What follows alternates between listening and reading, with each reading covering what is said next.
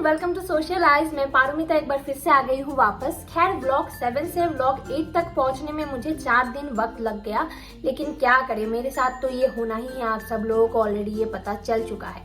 लेकिन आज कोई वॉइस ओवर नहीं, आज कोई दूसरे वीडियोज नहीं, आज मैं खुला आप सबके सामने बात करने आई हूँ, एक ओपन कॉन्वर्सेशन काइंड ऑफ। क्योंकि पिछले कई दिनों से जब भी जो भी सोशल मीडिया प्लेटफॉर्म में खोल रही हूँ या फिर कोई भी न्यूज चैनल मेरे सामने आ रहा है, एक ही चीज, एक ही नाम, एक ही सवाल मेरे आंखों के सामने और कानों में बस चुका है, वो है आदि पुरुष और आदि पुरुष कंट्रोवर्सी।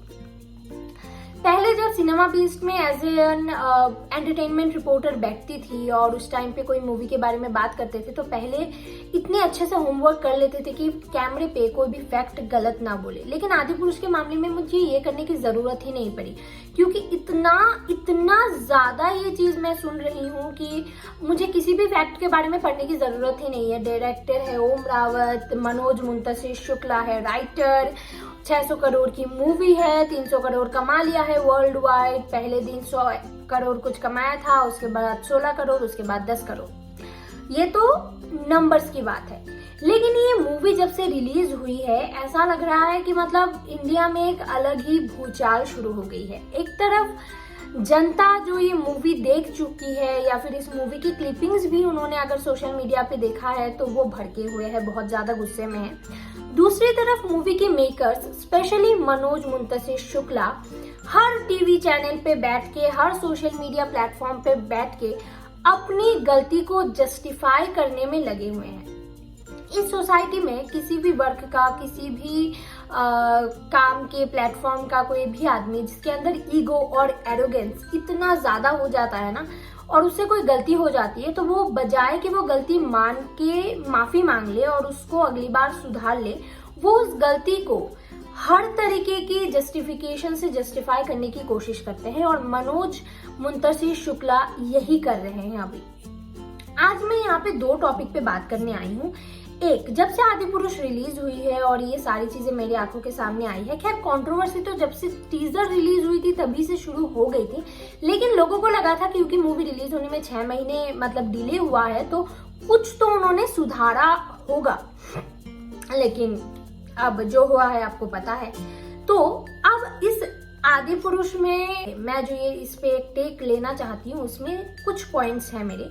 एक ये है कि जो रामानंद सागर की रामायण हम सबको याद है और जिसका रेफरेंस हम दे रहे हैं इस आदि पुरुष के साथ कंटिन्यूअसली, उसके साथ एक नॉस्टैल्जिया, एक इमोशन जुड़ी हुई है हमारी। अपार्ट फ्रॉम द फैक्ट कि वो रामायण सनातन धर्म और हमारा महाकाव्य है, वो अपार्ट फ्रॉम द फैक्ट वो एक इमोशनल कनेक्ट है।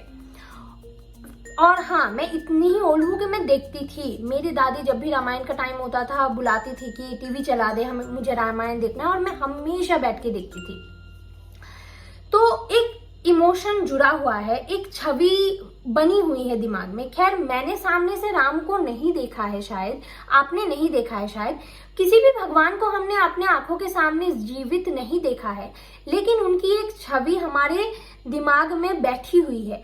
तो हम अपनी श्रद्धा से उसी छवि को पूजना चाहते हैं, उसी तरीके से अपने मन और दिमाग में बसा के रखना चाहते हैं, और अल्टीमेटली ये हमारे मन की शांति के लिए ही है, मुझे ऐसा लगता है।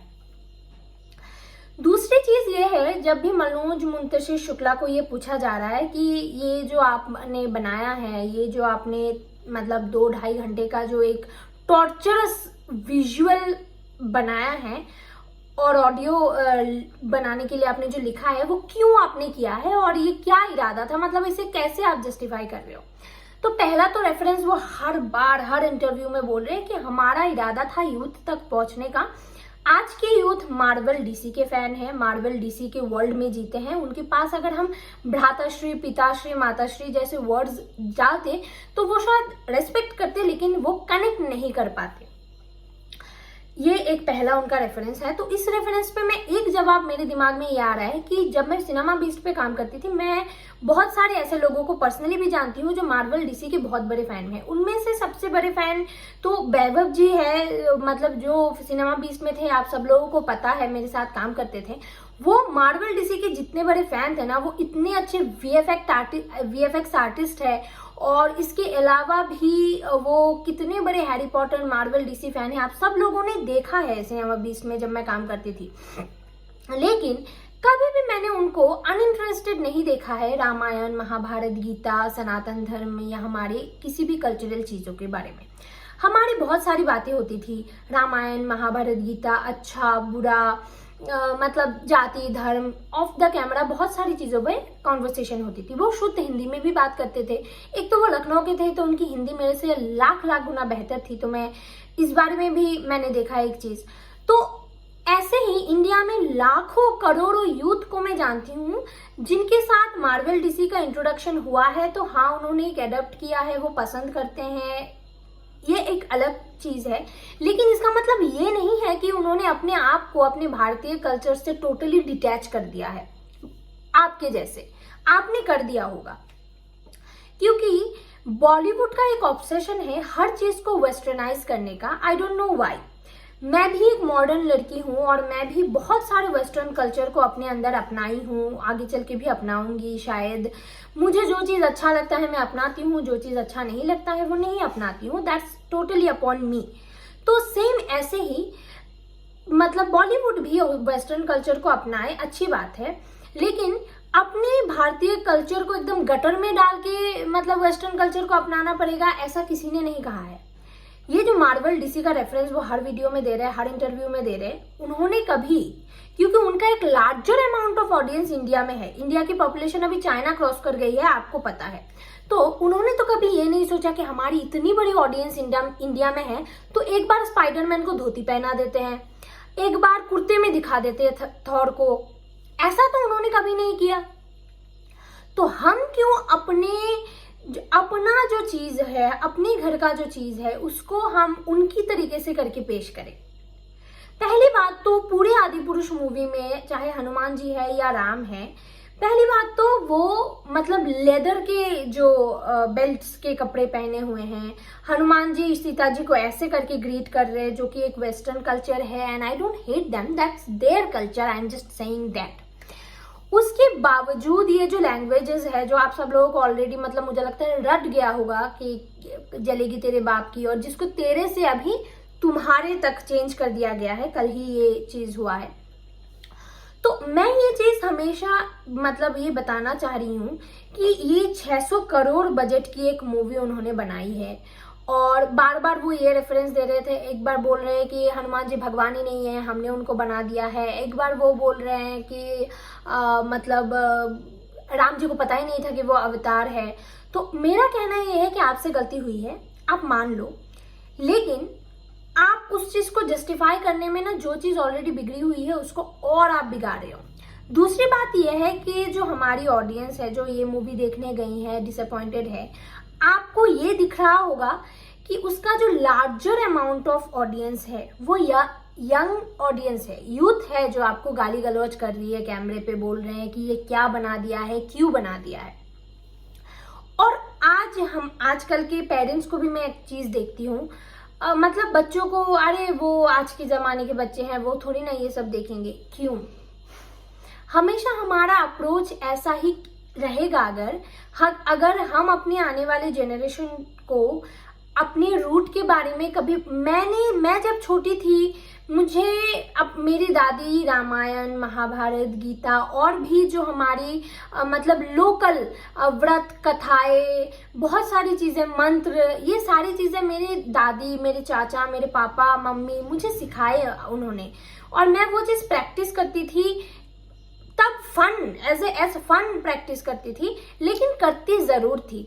मैं बहुत पुरानी नहीं हूँ, ऐसा नहीं कि मोहनजोदारो हड़प्पा की खुदाई से मुझे निकाला गया है। मैं भी आज ही के ज़माने की हूँ, एक मॉडर्न लड़की ही हूँ। मैं वेस्टर्न कल्चर को भी फॉलो करती हूँ, प्रैक्टिस करती हूँ, लेकिन मैं एक जो अप्रोच है हमारा, मतलब अभी के ज़माने में आगे बढ़ते हुए, मेरे से जो अभी मेरे यंगर जनरेशन को मैं देख रही हूँ, बहुत सारी मेरे नीस नेफ्यूज़, ये वो सारी चीज़ें, बहन भाई, जो यंगर जनरेशन है हमारी, उनको मैं देख रही हूँ। ऐसा नहीं है कि हम उन पे ब्लेम डाल रहे हैं, आज की जनरेशन खराब हो गई, ये तो मतलब खत्म है, ruined, they are ruined. how are they are getting ruined. They are getting ruined by us, actually, especially by the parents.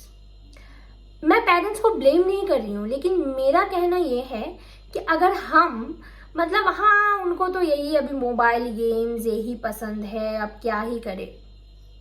आपने कब जब वो छोटा था, जब वो एकदम नया नया चीज सीख रहा था और उसके अंदर क्यूरियोसिटी भरी हुई थी, कितनी बार आपने जाके उससे रामायण महाभारत के बारे में बात किया है?